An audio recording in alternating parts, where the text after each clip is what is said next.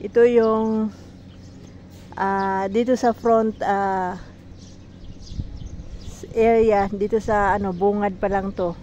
Dito sa Las Casas, Philippines. Ito yung view dito, guys. Katatapos lang namin mag-register. So yung fee, yung babayaran pala dito is 2,500.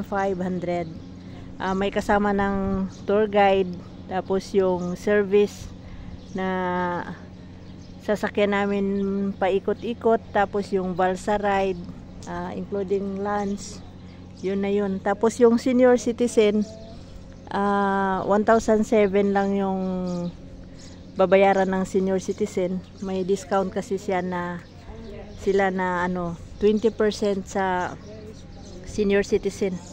So sa aming anim, isa lang yung senior citizen. So siya lang ang naka-discount. Ang daming isda, oh. Wow. Nice view. Ito yung reception area sa taas. Doon magbabayad, doon magre-register. Yan. Nagpa-vlog ka na, Gina? Yes.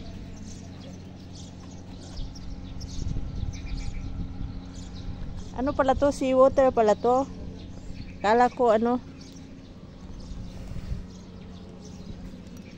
Seawater yan. O maano nga.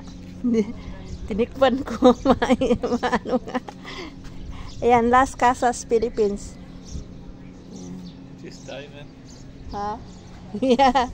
I don't know how deep. You see so many fish, big one.